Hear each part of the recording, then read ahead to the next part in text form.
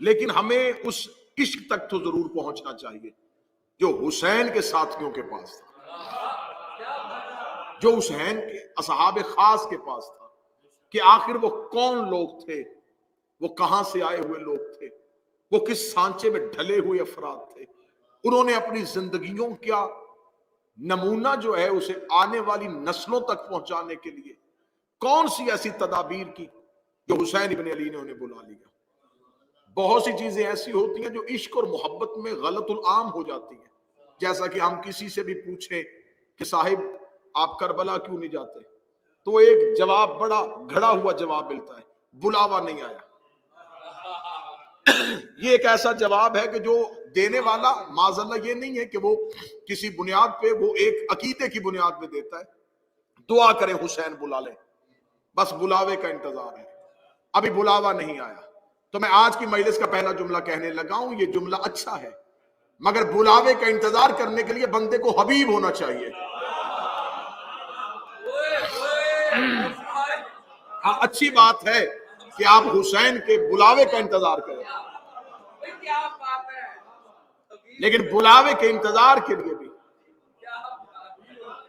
حبیب ہونا چاہیے۔ حسین نے بھی ہر کسی کو نہیں بلایا، ریت کا کام ہے آقا تک پہنچنا، امت کا کام ہے امام تک پہنچنا، پیاسے کا کام ہے کنویں کو تلاش کرنا، ہمارا کام ہے امام تک پہنچنا۔ اب آج گفتگو کا مرکز و محور ہوگا حضرت حبیب کی ذات۔ کون تھے یہ حبیب ابن مظاہر؟ اس کو آپ نے جناب حبیب کو اکثر مجالس میں مصائب کے عنوان سے سنا ہوگا، ایک سن رسیدہ، ایک ایسے ضعیف العمر صحابی جنہوں نے اپنی ضعیف العمری کے باوجود حسین علیہ السلام کے ساتھ جام شہادت کو نوش کیا۔ پہلا جملہ کہنے لگا اور سرکار آپ کی توجہات کی قدر، حبیب ضعیف العمر تھا، ضعیف العقیدہ نہیں تھا۔ حبیب ضعیف العقیدہ نہیں تھا۔ برادر ندیم عباس مجلس میں تشریف فرمائے، اللہ ان کے والد کے درجات بلند فرمائے۔ ضعیف العمر تھے، ضعیف العقیدہ نہیں تھے، کمر جھکی تھی، عقیدہ نہیں جھکا تھا۔ لفظ اچھا کر کے دوں، حبیب کی کمر جھکی تھی، سر نہیں جھکا تھا۔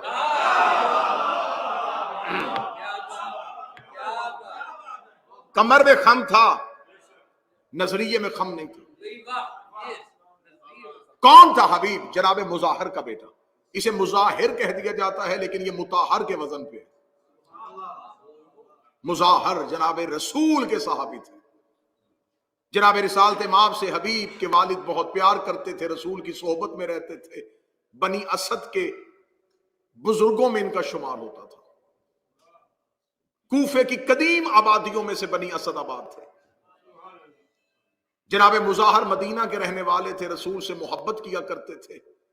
جناب مظاہر کے ہاں اللہ نے ایک بیٹا دیا، رسالت مآب کی بارگاہ میں عرض فرمایا یا رسول اللہ، اللہ نے مجھے بیٹا دیا ہے، میں چاہتا ہوں کہ نام آپ تجویز کریں۔ جس وقت مظاہر رسول سے پوچھنے کے لیے رسول کی گود میں حسین بیٹھے تھے،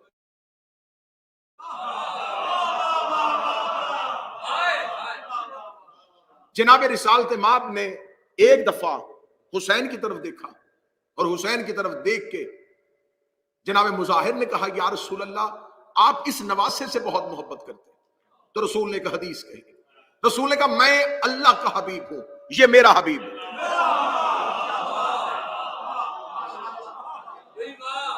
میں حبیب پروردگار ہوں اور یہ میرا حبیب۔ مظاہر نے کہا پھر اچھا نہیں کہ میں اپنے بچے کا نام حبیب ہی رکھوں تاکہ وہ اس کا حبیب بنے۔ جناب حبیب کے والد نے ایک دفعہ رسالت مآب کی، اب یہ پوری تاریخ ہے جو میں مختلف کتابوں سے نقل کر کے آپ تک پہنچانے لگا۔ جناب حبیب کے والد نے ایک دفعہ رسول کی دعوت کی کہ یا رسول اللہ آپ کھانا میرے گھر کھائیں، لیکن جب آپ کھانے کے لیے آئیں تو مہربانی فرمائیے گا شہزادوں کو ضرور ساتھ لیں، حسنین کریمین کو ساتھ۔ شاید منبر کی تاریخ میں پہلی بار یہ یوں حقائق آپ کے سامنے پڑھے جائیں، لیکن آپ کا تجسس مجھے وارے میں ہے، شک وارے میں نہیں۔ تجسس میں آپ جا سکتے ہیں، لیکن اس یقین اور اعتماد کے ساتھ سنا کریں۔ میں روزانہ کہتا ہوں کہ بعض احبابوں کے ذہن میں یہ خیال آتا ہے پتہ نہیں یہ کہاں سے پڑھ دیا، یہ کہاں سے پڑھ دیا۔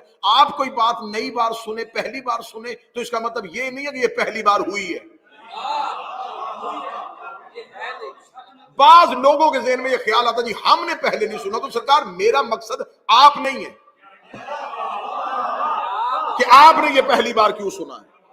یہ منبر جو ہے یہ ذمہ داران کے لیے، ہمیں خبر ہے یہ حسین کی اوپن کچہری ہے، تو یہاں پر آنے سے پہلے بعض بار حوالوں کو ازبر کرتے ہیں کہ منبر سے کوئی ایک غیر ذمہ دار لفظ نہ آ جائے، کیونکہ صرف آپ ہی نہیں دیکھ رہے، ان مجالس کو بار بار پوری دنیا میں دیکھا جائے گا۔ اور میں مولا حسین کا جتنا بھی شکر ادا کروں وہ کم ہے کہ مجھے وہ بھی سنتے ہیں جو کسی کو نہیں سنتے۔ تو لہٰذا آپ حوالوں کی ذمہ داری میرے اوپر رہنے دیں، اور آپ وقتی طور پہ جب مجلس میں بیٹھے تو پوچھنا آپ کا حق ہے، شک آپ کا حق نہیں۔ تو اب جناب مظاہر نے کہا کہ حسنین کو ساتھ لے کے آئے، رسالت امام شہزادوں کو ساتھ لے کے۔ حبیب بچپن میں تھے، حبیب کو پتا چلا کہ آج حسین میرے گھر آ رہے ہیں۔ یہ حبیب کا بھی بچپن ہے اور حسین کا بھی بچپن ہے۔ حدیث کی کتابوں میں ہے، رجال کشی نے لکھا کہ رسول ایک دفعہ مدینے کے بازار سے گزر رہے تھے اور جناب حسین کریم بادشاہ مدینے کے بازار میں تھے۔ رسول نے دیکھا کہ چھوٹا سا بچہ جو حسین کے پیچھے پیچھے اور حسین کے پاؤں سے مٹی اٹھاتا ہے اور اپنی آنکھوں کو لگاتا ہے۔ رسالت امام نے وہیں زمین پہ بیٹھ کے اس بچے کو اپنی گود میں بٹھایا اور اس کی پیشانی کو چوم کے کہا مجھے اس سے اتنی محبت ہے جیسے حسین سے۔ یہ حبیب ہے۔ اب یہ حبیب کے بچپن میں حسین سے محبت نہیں تھی، عشق تھا حسین، اور جس سے عشق ہو پتا چلے کہ آج وہ آ رہا ہے۔ جناب حبیب بار بار چھت پہ جاتے پھر سے چھت پہ جاتے پھر سے چھت پہ جا کے بے چینی سے حسین کا انتظار کر رہے تھے۔ یہ کتاب کہتی ہے چھت سے حبیب گر گئے، زمین پر گر کے مر گئے۔ حبیب مر چکے تھے، مظاہر کو خبر ہوئی کہ بیٹا مر گیا ہے، بیٹے کی لاش اٹھائی اور کمرے میں رکھی، دروازہ بند کر کے تالا لگا۔ حبیب کی ماں سے کہنے لگا میرے گھر سے رونے کی آواز نہ آئے۔ علامہ مامکانی نے رجال کشی میں اور اس کے علاوہ دیگر جتنی حبیب پہ کتب لکھی انہوں نے واقعے کو ضرور کوٹ کیا۔ فرمایا کہ میرے گھر سے رونے کی آواز نہ آئے، ایسا نہ ہو کہ رونے کی آواز سن کے رسول دعوت چھوڑ دے۔ کیسی ماں تھی، کیسا باپ تھا، بیٹے کی لاش کمرے میں اور ماں کھانا بنا رہی اور باپ دسترخوان میں۔ رسالت امام دسترخوان میں آ کے بیٹھے، دائیں حسن بیٹھے بائیں حسین بیٹھے۔ جب کھانا لگ گیا تو حبیب کے والد نے رسول سے کہا بسم اللہ شروع کرے۔ رسول نے فرمایا حبیب کہاں ہے؟ فرمایا یا رسول اللہ آپ کھانا شروع کریں، حبیب باہر بازار میں ہوگا۔ اب رسالت امام کا انتظار مظاہر کر رہے تھے کہ رسول شروع کرے تو ہم شروع کریں۔ رسول نے حسین سے کہا حسین شروع کیجیے۔ امام حسین علیہ السلام نے یوں دسترخوان کی طرف دیکھا اور مظاہر کی طرف دیکھا، جب تک حبیب آئے گا نہیں میں کھاؤں گا نہیں۔ اب یہ سمجھ کے جملہ سنیے گا، یہ جملہ ایک شہزادہ نہیں بول رہا، کون کا مالک بول رہا۔ جب تک آئے گا نہیں، جب تک نہیں آئے گا نہیں۔ اتنا کہنا تھا، یہ حبیب کے باپ نے کہا سچ سننا چاہے تو بھی سنیے، ابھی تھوڑی دیر پہلے چھت سے گر کے دنیا سے جا چکا ہے۔ رسول نے فرمایا بتایا کیوں نہیں؟ فرمایا اس لیے کہ کہیں آپ میرے گھر کی دعوت نہ چھوڑ دیں۔ رسالت امام نے فرمایا حبیب کی لاش کہاں ہے؟ فرمایا کمرے میں۔ رسول نے فرمایا کمرہ کھولا جائے، کمرے کو کھولا گیا۔ رسول نے فرمایا حسین اندر جائیے۔ حسین اندر گئے اور حسین نے جا کے حبیب میں تم سے ملنے آیا اور تو چلا گیا۔ اتنا کہنا تھا حبیب السلام علیکہ یا حسین ابن علی کے۔ حبیب کے پاس دو زندگیاں ہیں، ایک اللہ نے دی تھی،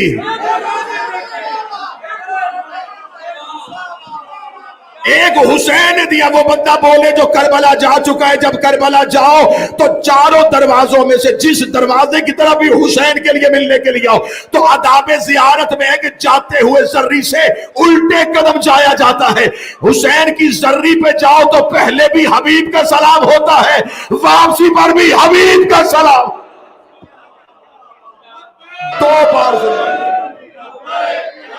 دو بار حبیب کا سلام. دوسری زندگی حبیب کو حسین نے دی تھی. جناب حبیب کوفہ منتقل ہو چکے تھے بنی اسد قبائل کی وجہ سے, اور جب جناب مسلم کی آنے کی خبر پہنچی تو سب سے پہلے جناب مسلم کے ساتھ دینے والوں میں سلیمان بن سرد خزائی, جناب امیر مختار, جناب ہانی بن عروہ, ان بزرگوں کے ساتھ جو واضح کردار تھا وہ حبیب نے مظاہر کر. لیکن جب جناب ہانی کے گھر جناب مسلم کو مہمان بنا کے ٹھہرا دیا گیا تو جو کوفہ سے باہر نکل کے دیگر قبائل سے مسلم کی بیعت لینے کے لیے گئے تھے وہ دو سردار تھے, ایک مسلم بن اوسجا اور ایک حبیب ابن مظاہر. ان دونوں کو بھیجا گیا تھا کوفے سے باہر. جناب مسلم بن اوسجا کے لیے جناب مسلم بن عقیل نے کہا تھا کہ جس نے مسلم بن اوسجا کے ہاتھ پہ بیعت کی وہ سمجھے اس نے مسلم کی بیعت کی, جس نے مسلم کی بیعت کی اس نے حسین کی بیعت کی, جس نے حسین کی بیعت کی اس نے اللہ کی بیعت کی. جناب حبیب ابن مظاہر وقت شہادت مسلم بن عقیل کوفہ سے باہر تھے. جناب مسلم شہید ہو. اب جناب حبیب کا کردار تاریخ بتاتی ہے کہ جناب حبیب اب کوفہ میں آئے اور کوفہ میں آ کے حسین ابن علی تک پہنچنے والے لشکر اور ان ٹولیوں کی سربراہی کرنی شروع کر دی. خبر پہنچی کہ حسین ابن علی مکہ سے نکل چکے. مکہ سے نکل کے پہلی منزل پہ آ کے حسین ابن علی نے ایک قاصد کو کوفہ کی طرف روانہ کیا, اور جو خط تھا اس خط کا عنوان, اس کا میں کیا حوالہ دوں, کتنی کتابوں کے نام لوں, میں ایک ہی حوالہ مستند دے دیتا ہوں. آج بھی کربلا میں حبیب کی قبر کے اوپر حسین کا وہ خط لکھا ہوا. اب آپ مجھے بتائیے کہ مجھے کتاب کا صفحہ بتانا ضروری تھا یا حبیب کی قبر کا کتبہ جو ہے اس کے اوپر آج بھی حسین کا خط لکھا ہوا. اس خط کے اوپر لکھا من حسین ابن علی الی رجل فقی حبیب ابن مظاہر. حسین ابن علی کی طرف سے ایک رجل فقی حبیب ابن مظاہر کی طرف. ان پڑھ کسی کو مولوی کہے تو اور ہے,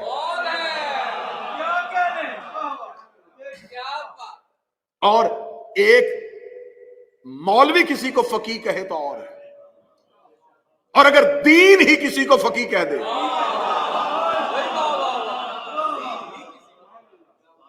فقی کہتے ہیں جسے دین کی سوجھ بوجھ ہو, دین کے ارکان کے بارے میں جانتا ہوں. اور یہ کہہ کون رہا ہے؟ حسین. حسین ابن علی کہہ رہے ہیں رجل فقی. اب میں بتاؤں گا یہ رجل فقی کیسے صادر آیا تھا. جناب حبیب کو حسین ابن علی کا خط پہنچا. جب حبیب کو خط پہنچا تو حبیب بازار میں خضاب خرید رہے تھے داڑھی پہ لگانے کے لیے. قاصد نے آ کے بتایا تم میں سے حبیب کون ہے؟ فرمایا میں. فرمایا خط ہے حسین ابن علی کا. فرمایا میرے آقا مکہ میں ہے؟ فرمایا مکہ چھوڑ چکے پہلی منزل پہ کوفہ آ رہے ہیں. کہتے ہیں ارادہ یہی ہے. حبیب نے وہیں پہ خضاب زمین پہ پھینکا. دکاندار نے کہا حبیب تو نے خضاب خریدا تھا زمین پہ کیوں پھینک دیا؟ فرمایا اب یہ داڑھی لہو سے تر ہو. اب آپ کو بتاؤں کہ حبیب کس منزل پہ فائز تھے. یہ منزل سنیے گا. میں اس وقت کا واقعہ پڑھنے لگا ہوں جب ابھی کوئی کربلا کے آثار نہیں تھے, بالکل امن کا زمانہ تھا, اور کوفے میں بنی اسد کی بیٹھک کے باہر حبیب گھوڑے پہ کھڑے تھے. یہ آباد کوفہ ہے اور حالات پر امن ہے. حبیب گھوڑے پہ بیٹھے ہوئے ہیں جب جناب میسم تمار سامنے سے آئے. میسم بھی گھوڑے پہ سوار. کہاں؟ کوفے کا چوک, بنی اسد کی بیٹھک, حبیب اپنی سواری پہ. سامنے سے میسم کی سواری ہے.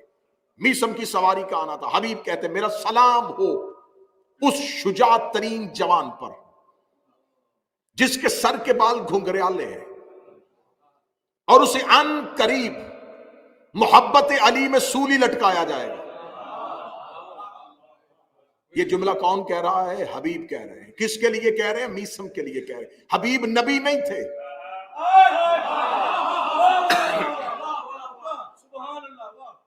غیب کی علمیں اور خبریں صرف اور صرف حجت جانتی ہے یا نبی جانتی ہے؟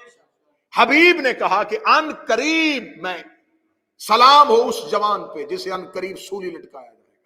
اب جسے کہہ رہا تھا وہ بھی میثم تمار تھا. میثم تمار نے کہا میرا بھی سلام ہو اس جوان کو جس کی 2 زلفیں ہیں, عشق میں قوی ہے, اور اس سے محبت حسین میں اس کے سر کو کوفے کی بازاروں میں پھرایا جائے گا. اب ذرا دیکھنا کہ کس معیار پہ ہے یہ علی کے نوکر. اب مجھے سر پہ قرآن رکھ کے بتاؤ جس کے نوکر ایسے ہیں. اب مجھ پہ کوئی سوال کرے کہ علی غیب کی خبریں کیسے جانتا تھا؟ یہ قرآن میرے ممبر پہ سامنے پڑا ہوا ہے. دنیا علی کے غیب کی خبریں سن کے پریشان ہے. ان کے گھر کے جانور بھی غیب پہ جھانک لیتے تھے. اگر کوئی بندہ کہ حیرانگی یہاں سے نہ لے کے جانا, میں آسان ترین حوالہ دے دیتا ہوں. اہل سنت نے بھی اپنی کتابوں میں لکھا ہے جب رسالت امام مکہ سے ہجرت کر کے مدینہ آئے تو ہر ایک کی خواہش تھی نبی میرے گھر رکے, نبی میرے گھر رکے, نبی میرے گھر رکے. نبی نے اپنی اونٹنی کی مہار کو چھوڑ دیا. جہاں جا کے قصوہ بیٹھے گی میں اسی گھر کا مہمان بنوں گا. وہ قصوہ بیٹھی ابو ایوب انصاری کے دروازے پہ, رسول بن گئے ابو ایوب انصاری کے مہمان. اس کا مطلب رسول نے قصوہ کے انتخاب کو اپنا انتخاب سمجھا, یا پھر انتخاب محمد کو قصوہ سمجھتی تھی, اونٹنی سمجھتی تھی کہ محمد کہاں بیٹھنا چاہتے ہیں. جب ہم نے علماء سے پوچھا یہ اونٹنی کا فیصلہ نبی نے مانا ہے یا نبی نے اونٹنی کے فیصلے کو سمجھا ہے یا اونٹنی نے نبی کے فیصلے کو سمجھا ہے, کہتے ہیں یہ اونٹنی نبوت کا مزاج سمجھتی تھی. ہم نے کہا یہ تو جانور ہے. کہتے بے شک جانور ہے, لیکن اس کے پشت پہ نبی بیٹھا کرتے تھے, نبی بیٹھا کرتے تھے, نبی بیٹھا کرتے تھے. جس اونٹنی پہ نبی بیٹھے وہ غیب جانتی ہے, اور جو نبی کے کانٹوں میں بیٹھتے تھے.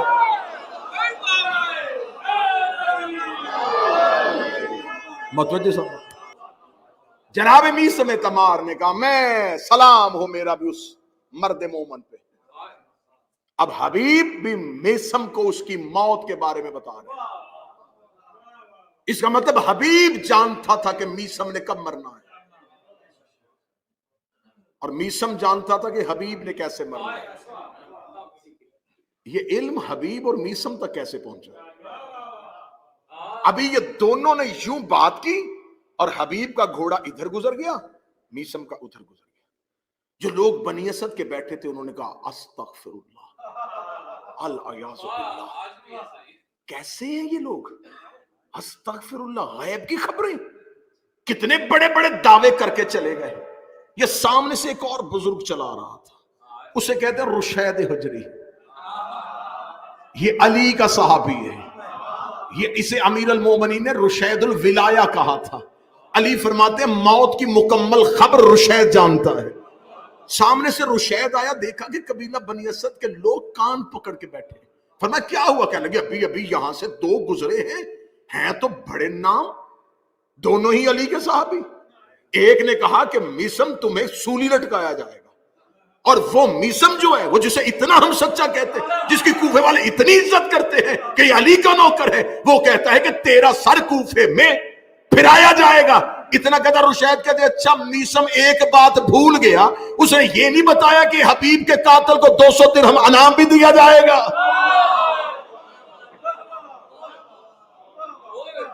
اس نے یہ نہیں بتایا کہ حبیب کے قاتل کو تو 200 درہم انعام میں بھی دیا جائے گا. اس کا مطلب ہے یہ علی کا ہر نوکر سمجھتا تھا کہ جانا تھا.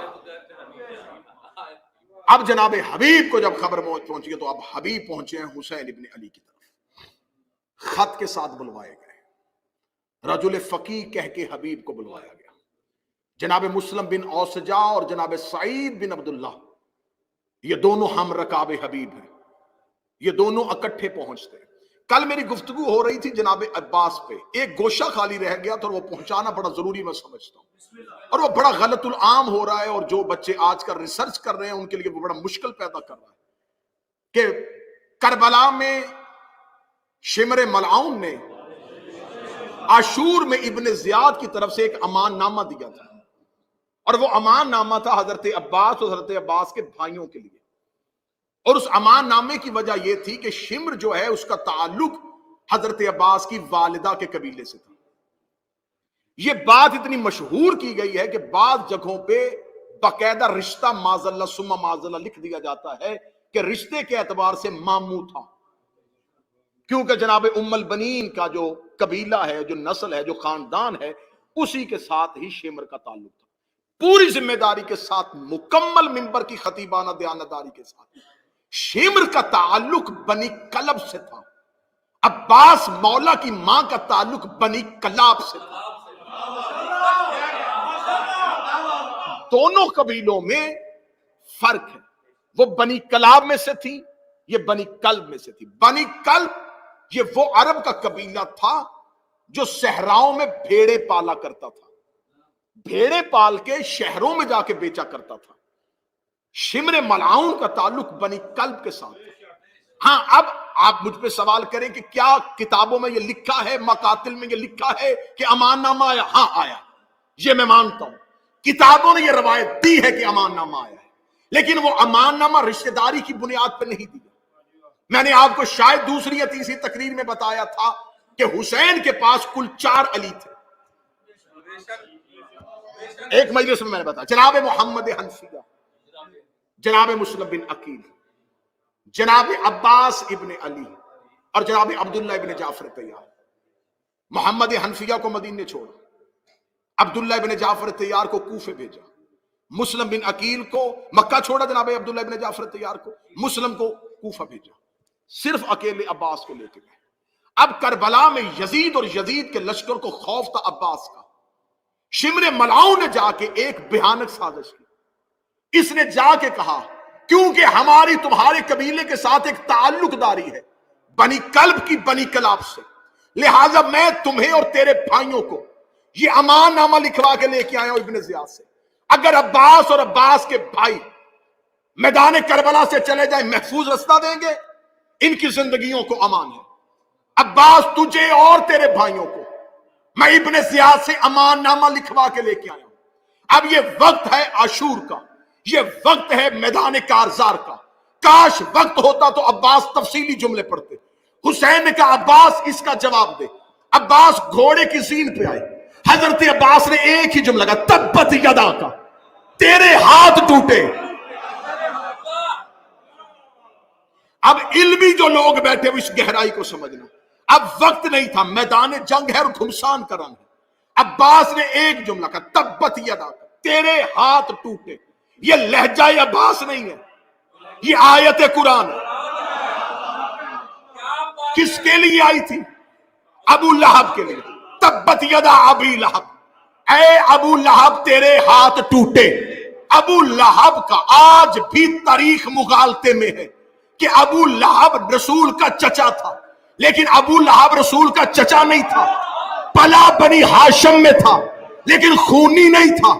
اس کی ماں لونڈی تھی، حضرت عبد المطلب کی، کنیز اپنا بیٹا لے کے آئی تھی، پلا تھا اس قبیلے میں لیکن کہلوانا شروع کیا کہ میں بنی ہاشم ہوں۔ خدا نے کہا تبت یا تیرے ہاتھ ٹوٹے۔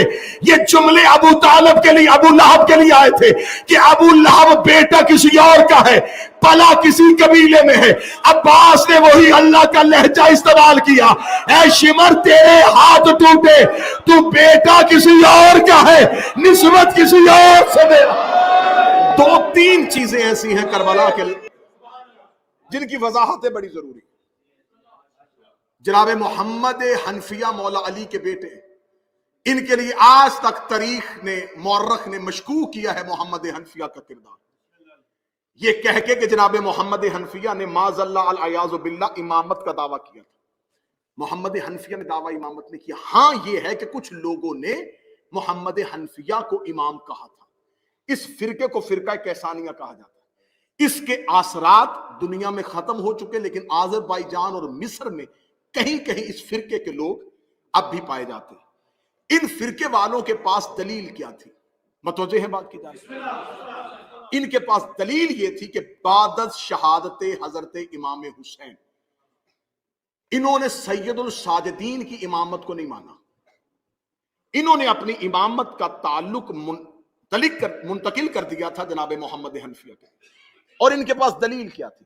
وہ دلیل یہ دیتے تھے کہ مولا علی کے بعد امام حسن امام بنے، پھر امام حسن کا بیٹا امام نہیں بنا، علی ہی کا دوسرا بیٹا امام بنا، تو اب اگر حسین شہید ہو گئے ہیں تو جیسے امامت نسل حسن میں نہیں گئی تو اب یہ نسل حسین میں بھی نہیں جائے گی، یہ نسل علی ہی میں رہے گی، تو لہٰذا اگر علی کا بیٹا زندہ کوئی موجود ہے تو امام علی کا بیٹا ہوگا۔ انہوں نے اس ایک عقیدے کی بنیاد پہ مولا سجاد زندان میں تھے، اور انہوں نے کہا ویسے بھی اس وقت امام وقت کا لوگوں کے درمیان موجود ہونا ضروری ہے تاکہ شہادت حسین پہ قیام کر سکے، تو انہوں نے محمد حنفیہ کی امامت کا اعلان کر دیا، اور مدینے میں یہ کہنا شروع کر دیا کہ مدینے والوں پریشان ہونے کی کوئی ضرورت نہیں، اگر حسین شہید ہو گئے ہیں تو اگلا امام علی کا یہ بیٹا محمد حنفیہ ہے۔ اب یہاں پر محمد حنفیہ خاموش رہے، اس خاموشی کو مورخ نے مشکوک کر دیا۔ مورخ یہ کہتا ہے کہ اگر محمد حنفیہ اس امامت پہ راضی نہیں تھے تو وہ خاموش کیوں رہے؟ اب ہمیں اس سوال کا جواب ڈھونڈنے کے لیے اس دور میں جانا پڑے گا۔ بہت سے واقعات ایسے ہوتے ہیں جس کا جواب اس دور میں ہی مل سکتا ہے، اس ماحول میں نہیں مل سکتا، اس ماحول میں جانا پڑے گا۔ جب ہم اس ماحول میں گئے تو ایک بہترین جواب ملا۔ جب جناب محمد حنفیہ کے لیے ان لوگوں نے امامت کا اعلان کیا تھا، اس وقت سید الساجدین شام کے زندان میں تھے، اور دمشق میں ایک سازش کر لی گئی تھی کہ قتل حسین کے بعد آنے والا امام یہ سجاد، اور اس کے بعد آنے والا امام محمد باقر ہے، دونوں باپ اور بیٹا کو شام کے زندان میں قید کرو، اس قید کو اتنا طولانی کرو، اتنا لمبا کرو کہ نسل امامت یہیں پہ ختم ہو جائے۔ اگر سجاد ضعیفی کی وجہ سے زندان میں مر جائیں تو اس کے بعد جو بیٹا باقر ہے یہ کم سن ہے، لہٰذا اسے بھی زندان میں رکھو، تو نسل امامت یہیں سے قطع ہو جائے، تاکہ ہم قتل حسین کے بعد اپنا اصل ہدف پا سکے کہ ہم نے صرف محمد کا بیٹا قتل نہیں کرنا تھا، ہم نے نسل محمد اور نسل امامت کو قطع کر دیا ہے، پھر ہم بنی امیہ بلا شرکت غیر دنیا میں حکمرانی کر سکیں گے۔ ادھر دمشق میں بند کمرے میں یہ سازش ہوئی، ادھر مدینے میں لوگوں نے، کچھ لوگوں نے محمد حنفیہ کی امامت کا اعلان کر دیا۔ خبر دمشق پہنچ گئی کہ تم سجاد کو قید کر کے بیٹھے ہو، یہ تو امام ہے ہی نہیں۔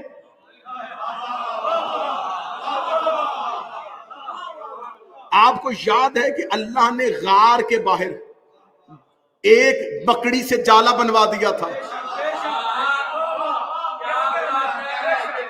وہ کیا مکڑی کا جالا محمد سے زیادہ طاقتور تھا؟ کیا نبی اپنی حفاظت نہ کر سکے اور مکڑی کے نہیں، اللہ نے تدبیر کی تھی کہ مکڑی کا جالا دے کے پلٹ جائیں گے، یہاں کون کیسے آ سکتا ہے؟ یہاں تو مکڑی نے جالا بنا ہوا ہے اور کبوتری نے انڈے دیے ہوئے ہیں، لہذا لوگ واپس چلے جائیں۔ اللہ تدبیر کرتا ہے۔ ادھر انہوں نے قتل سجاد کا پروگرام بنایا، ادھر پتہ چلا کہ سجاد تو امام ہی نہیں ہے، اگلا امام تو محمد حنفیہ ہے۔ میں اس پوری تاریخ کو اگر ایک جملے میں جلدی بند کرنا چاہوں تو ایسے بند کروں گا، اللہ ہر دور میں ایک حجت کو بچانے کے لیے ایک ابو طالب ضرور رکھتا ہے۔ محمد حنفیہ اس دور کا، جناب محمد حنفیہ اس دور کے ابو طالب۔ بعد میں خطبہ حج کے موقع پر انہوں نے خود سید الساجدین کی امامت کا اعلان کر دیا تھا، اور خود یہ لوگوں سے کہہ دیا تھا کہ حجر اسود جس کی گواہی دے گا وہ امام ہے۔ اب جناب حبیب اپنے ان دو ساتھیوں کے ساتھ کربلا میں پہنچتے ہیں۔ جب یہ کربلا میں پہنچتے ہیں تو اب میں نے لفظ کہا رجل فقیہ، ایک یہاں پر دوست ہیں حبیب کے ساتھ جناب سعید۔ جناب سعید 10 محرم کو اس وقت شہید ہوتے ہیں جب امام حسین نماز ادا کروانے کے لیے کھڑے ہوتے ہیں، تو ادھر سے تیروں کی بارش شروع ہوتی ہے۔ جناب سعید میدان جنگ میں آ کے وقت کے امام سے ایک شرعی مسئلہ پوچھتے ہیں۔ آ کے جناب سعید کہتے ہیں کہ مولا آپ امام وقت ہیں، مجھے ایک سوال کا جواب دیں کہ اگر کوئی شخص کعبے کی حفاظت کرتا ہوا کعبے کو پیٹھ دکھا دے تو یہ گناہ تو نہیں ہوگا؟ اب جو قریب بیٹھے ہیں یہ بات سمجھتے بھی جانا۔ ناروں والی مجلس تو میں نے پہلے دن سے نہیں پڑھی، پہلے دن سے میں داد سے بے نیاز ہو گیا ہوں۔ کہ معلوماتی جتنی معلومات جتنی جلدی ہو سکے میں آپ تک پہنچوں. اگر کوئی شخص دفاع کعبہ کرتا ہوا کعبے کو پوچھ دکھا دے تو کیا وہ گناہ تو نہیں ہوگا؟ حسین نے فرمایا اگر مقصد تحفظ کعبہ ہے تو گناہ نہیں بلکہ اجر ملے گا. اتنا کہنا تھا سعید دے کے کہتا پھر میں آپ کی حفاظت کے لیے آگے کھڑا ہو جاؤں، پھر میں آپ کی حفاظت کے لیے آگے کھڑا ہو جاؤں. جناب کریم کربلا امامت کروا رہے تھے بلا تشبیہ، یوں حسین امامت کروا رہے تھے. سعید یہاں نہیں کھڑا ہوا، یہاں کھڑا ہوا، بالکل حسین ابن علی کے سامنے اپنے سینے کو چوڑا کیا اور حسین کو اپنے پیچھے چھپایا. جناب سعید حسین کے آگے کھڑے ہو گئے، سامنے سے تیروں کی بارش آ رہی. میں نے مجلسوں میں ابتدا میں یہ دعویٰ کیا تھا کہ میں بہت سی قرآن کی آیتیں ایسی بتاؤں گا جن کا مصداق صرف اور صرف اصحاب حسین. قبلہ تشریف فرمائے خدا نے قرآن میں ایک آیت بھیجی، وہ آیت ہے الذین ہم یحافظون صلواتہم، وہ لوگ جو اپنی نمازوں کی حفاظت کرتے ہیں.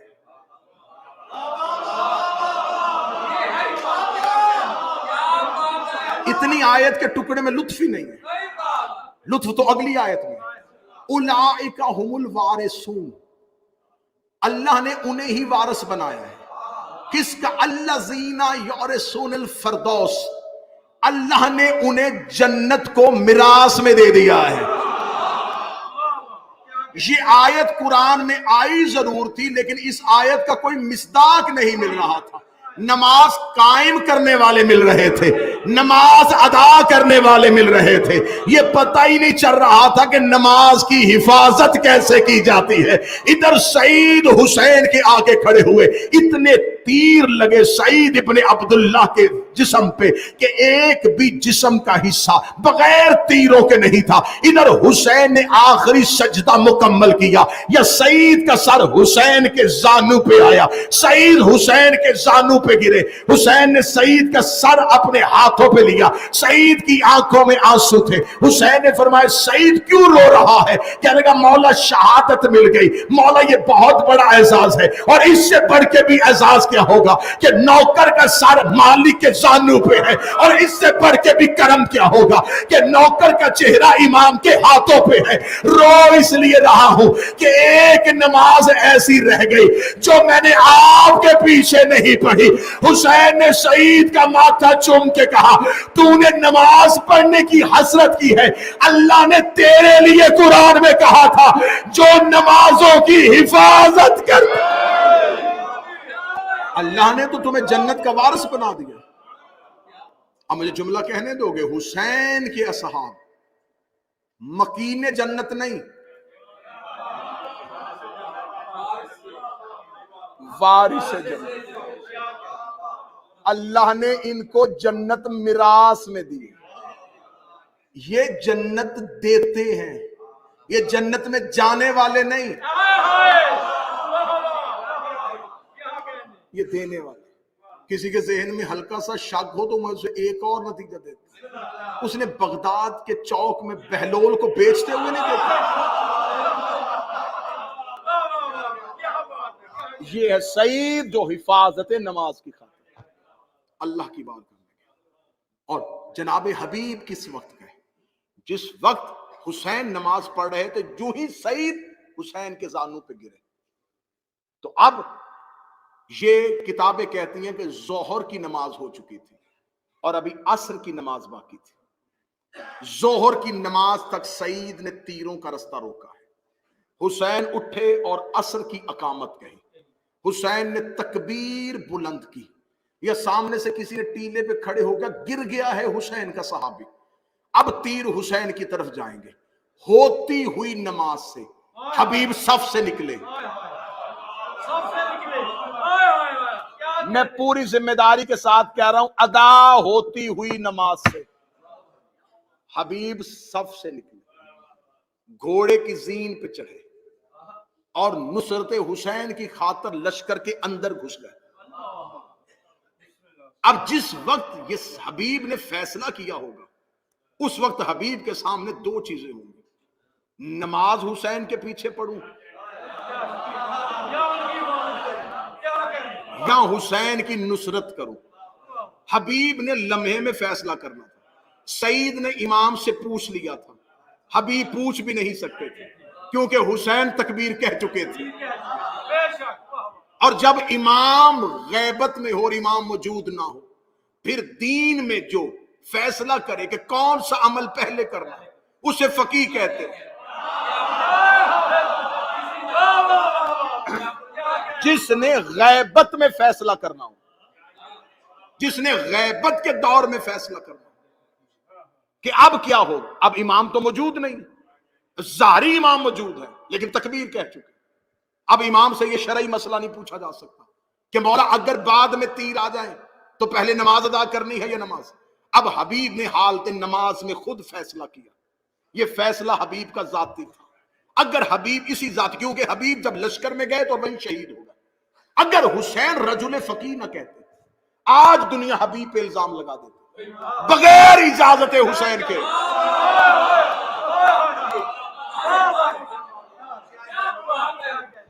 اتنا بڑا فیصلہ کیسے کر دیا کہ ہوتی نماز سے نکل گئے۔ اس لیے حسین نے جب بلایا تھا اس وقت ہی کہہ دیا تھا فقیہ آ رہا ہے۔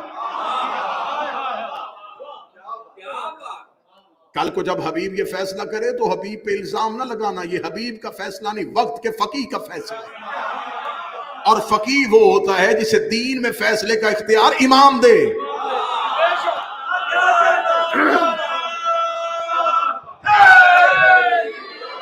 یہ تھا حبیب کا استنباط، یہ فیصلہ کیا حبیب نے۔ حبیب کے سامنے دو چیزیں تھی، عبادت کروں یا نصرت کروں۔ حبیب نے نصرت کو چن لیا۔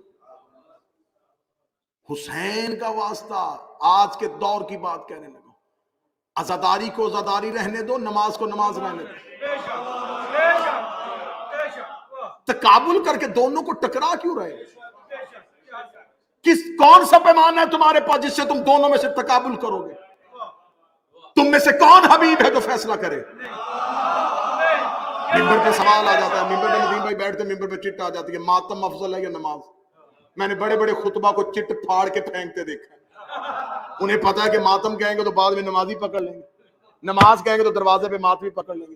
میں نے پھر بی بی سے خیرات مانگ کے یہ ممبر پہ جواب میں نے پہلی بار دیا تھا، اور اس کے بعد بہت سے خطبہ نے دیا، میں نے ممبر پہ یہ جواب دیا تھا، یہ فیصلہ ہمیشہ وہ کرتا ہے جس نے دونوں میں سے ایک چھوڑ لیا۔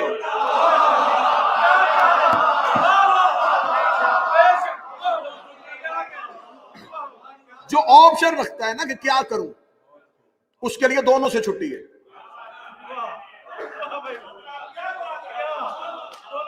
نمازی کو چاہیے کہ عزادار کی توہین نہ کرے، عزادار کو چاہیے کہ نمازی کی توہین۔ عزاداری نصرت حسین ہے، نماز عبادت پروردگار ہے۔ یہ فوری طور پہ فیصلہ کر دینا، جی یہ دیکھیں جی یہ دیکھیں یہ دیکھیں جی، معاذ اللہ ثم معاذ اللہ، ماتمیوں کے پورے اب اگر کوئی شراب بھی پیتا اور قرآن بھی پڑھے اور مجھ جیسا کم علم خطیب ممبر سے کہہ دے کہ لو جی شرابی قاریان قرآن ہو گئے، تو ایک شخص کی وجہ سے میں سارے قاریوں کو غلط نہیں کہہ سکتا۔ ایک شرابی کی وجہ سے میں قاریان قرآن کو غلط نہیں کہہ سکتا۔ تو اگر کوئی ایک نشئی ماتمیوں میں آ جاتا ہے تو اس ایک کی وجہ سے سارے ماتمیوں کو غلط کہنا کہاں کا انصاف؟ حلقہ ماتم کی عزت کو سمجھو۔ نہیں جی آپ، ہاں بہتر ہے، ماتمی سب سے بہتر چیز ہے، ماتمی کو نمازی ہونا چاہیے، نمازی کو ماتمی ہونا چاہیے۔ لیکن زیادہ دیکھیں، ماتم 1 گھنٹہ قمیض اتار کے حلقے میں کھڑے ہو کے سینہ پیٹنا، یہ ماتم ہے۔ 5 منٹ مصلی پہ کھڑے ہو کے اٹھنا بیٹھنا، یہ نماز ہے۔ بندہ آسانی سے مشکل کی طرف دیر سے جاتا ہے، مشکل سے آسانی کی طرف جلدی آ جاتا ہے۔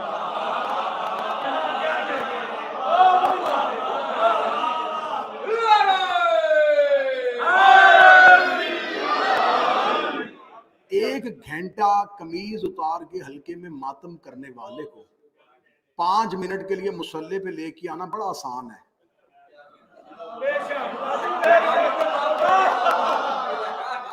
5 منٹ مصلی پہ کھڑے ہونے والے کو قمیض اتروا کے ہلکے پہ کھڑا کرنا یہ مشکل ہے. اگر یہ ریت ڈالنی ہے تو یہ غلط پڑ جائے گی. میں 1 گھنٹے کا ماتمی 5 منٹ کے لیے لے آؤں گا.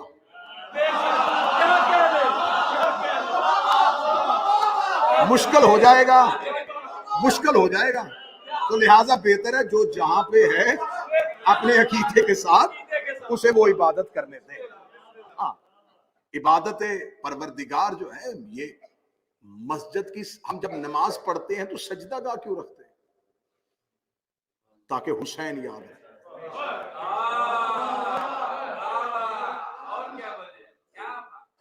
نمازی بڑا اچھا ہوتا ہے وہ نمازی جو ماتمی ہو, بڑا بہتر ہوتا ہے وہ ماتمی جو نمازی ہو. اس لیے میرے چوتھے شہنشاہ کا لقب ہے زین العابدین, عابدین کی زینت. آخری سطر کہنے لگا جی, بالکل آخری سطر. عابدین کی زینت, عبادت گزاروں کی زینت. زینت کہتے ہیں پہچان کو. اللہ قرآن میں کہتا مال اور اولاد جو ہے تمہاری زینت. زینت مطلب پہچان. سورج آسمان کی زینت ہے. زینت مطلب پہچان. جس سے پہچان ہو اسے زینت کہتے ہیں. نمازیوں کی, عبادت گزاروں کی پہچان کا نام سجاد ہے. حسین سے بڑا نمازی کون؟ علی کی تو شہادتی نماز میں ہوئی, جس کا سجدے میں 2 آئمہ کا سر سجدے میں کٹ رہا, دونوں زین العابدین نہیں. یہ زین العابدین چوتھے کو کیوں بنایا؟ قیامت والے دن عبادتیں پرکھنے کے لیے سجاد کو کیوں کھڑا کیا؟ اگر سجاد کو کھڑا کیا تو کھڑا اس لیے کیا ہے عبادت گزاروں کی اسے پہچان, اسے معیار, اسے کسوٹی, اسے ترازو ہی اللہ نے اس لیے بنایا ہے کہ کوئی ماتمی یہ کہہ کے سجاد سے اگر نمازوں میں چھوٹ لے کہ میں تو عزاداری کر رہا تھا اور عزادار ہوں تو نمازوں کی چھوٹ دے دے, تو سجاد سے بڑا عزادار کوئی نہیں. اور اگر کوئی نمازی جنت میں جانے کی کوشش کرے کہ میں ماتم میں نہیں گیا, نماز پڑھ رہا تھا, تو سجاد سے بڑا نمازی بھی کوئی نہیں ہے. جو عبادت گزار ہے وہی عزادار. کتنا ماتم کر لو گے؟ 9 گھنٹے 10 گھنٹے. کتنی زنجیر مار لو گے؟ 40 سال رہو رویا ہے حسین کو.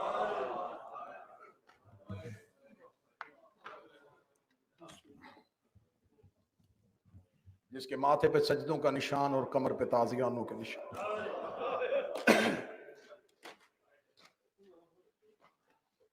حبیب نے فیصلہ کر لیا کہ عبادت پروردگار سے نکل کے نصرت حسین کی طرف چلے. آج بھی لوگ حبیب کے فیصلے کو سلام کر رہے ہیں. نصرت حسین کرنے کے لیے عشق حبیب ہونا چاہیے. جنگل میں 3 دن کا پیاسا کہہ رہا تھا کوئی ہے جو میری مدد کرے.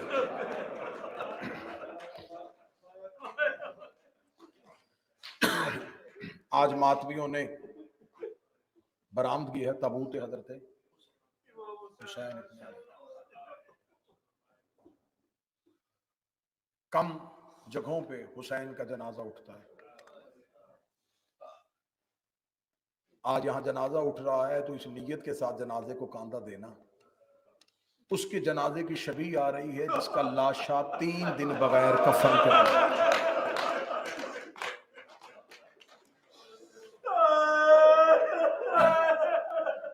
میں کربلا میں تھا 40 کے لیے, قبلہ ترابی صاحب 40 پہ تھے. بڑی مشکل ہوتی ہے زائر کے لیے آخری زیارت. جب زائر آخری بار قبر حسین پہ الوداعی زیارت کے لیے جاتا ہے نا تو اس کی چیخیں نکلتی ہیں. 10 دن رہے کربلا, 8 دن رہے, اتنی بے چینی نہیں ہوتی جتنی الوداعی زیارت میں ہوتی ہے. الوداعی زیارت میں بڑی بے چینی ہوتی ہے جب زائر کو پتہ چل جائے نا کہ صبح میری فلائٹ ہے, کل واپس چلا جاؤں گا. وہ کوشش کرتا ہے کہ رات پوری شب داری حرم میں گزارے. کبھی وہ غازی کے حرم میں جاتا ہے, کبھی حسین کے حرم میں جاتا ہے. بار بار حسین کی قبر کو مڑ مڑ کے دیکھ رہا ہوتا ہے اور ایک ہی جملہ کہہ رہا تھا, حسین اللہ جانے دوبارہ آؤں یا نہ آؤں. حسین اللہ جانے میں دوبارہ آؤں یا نہ آؤں. ظاہر بار بار قبر حسین پہ جاتا ہے. اگر جو جا چکے وہ میری تائید کرنا, جو نہیں گئے میں ان کے لیے ممبر پہ دعا کر رہا ہوں میرا حسین تمہیں کربلا بلائے. یہ ظاہر اتنا بے چین ہو کے کربلا سے نکلتا ہے, اتنا روتا ہوا کربلا سے نکلتا ہے, مڑ مڑ کے حسین کے حرم کو دیکھ رہا ہوتا ہے, مڑ مڑ کے حسین کے گنبد کو دیکھ رہا ہوتا ہے. مجھے معافی مانگ کے جملہ پڑھنے دینا, آباد حرم چھوڑ کے آتا ہے ظاہر, آباد قبر چھوڑ کے آتا ہے حسین کی. ہزاروں نکل رہے ہوتے ہیں تو ہزاروں آ رہے ہوتے ہیں. اگر اس جملے کو سمجھنا ہے تو کبھی کربلا میں کھڑے ہو کے سمجھنا. آج ہم آباد قبر چھوڑ کے جاتے, ہمیں اتنی تکلیف ہوتی ہے, قسمت نہیں اس بہن کی جو بغیر کفن کے چھوڑ کے, بغیر کفن کے جس نے بھائی کو چھوڑا. مکمل شہادت کا وقت نہیں ہے, وقت زیادہ 3 یا 4 منٹ اور مصحف پڑھنا. قبلہ حافظ کفایت صاحب نے اپنی کتاب میں لکھا, امت نے 7 حصوں میں حسین کی لاش کو تقسیم کر دیا. ان ملعونوں نے حسین کی لاش کو 7 حصوں میں تقسیم کر دیا. لاشا حسین 7 حصوں میں تقسیم ہو چکا تھا. ایک ملعون بجدل ابن کلبی وہ ہے جس نے حسین کی ابا اتاری ہے. ان میں سے ایک زخیر ابن جعفر وہ ہے جس نے حسین کی قبا اتاری ہے. اس میں سے ایک ملعون سعد وہ ہے جس نے حسین کا امامہ اتارا ہے. کوئی حسین کی ابا لوٹ کے لے گیا, کوئی حسین کی قبا لوٹ کے لے گیا. ایک ملعون نے حسین کے کمر بند پہ ہاتھ رکھا, غریب کی لاش ہل گئی. آواز آئی, حیا کر, میری لاش میں میری بہنوں نے آنا ہے, میری لاش میں میری بیٹیوں نے آنا ہے. مکمل شہادت کا وقت نہیں, ایک روایت پڑھوں گا اور منبر چھوڑوں گا. اسی روایت میں آئے گا غریب کا جنازہ. ان ملعونین میں سے ایک ملعون وہ ہے جس میں آج بھی میرا 12واں پردے پہ لعنت کرتا ہے. زیارت ناہیہ میں میرا 12واں آج بھی امامہ اتار کے چیخے مار کے جس کا نام لے کے لعنت کرتا ہے. یہ ملعون وہ تھا جس نے حسین کی انگوٹھی اتاری تھی, جس نے حسین کی انگشتری اتاری تھی. یہ ملعون خود روایت کرتا ہے, کہتے جب میں لاشا حسین پہ پہنچا, نہ حسین کے بدن پہ ابا تھی, نہ حسین کے بدن پہ قبا تھی, نہ حسین کے سر پہ امامہ تھا. کہتا میری نظر پڑی حسین کے ہاتھ پہ, غریب کے ہاتھ پہ ایک انگوٹھی نظر آئی.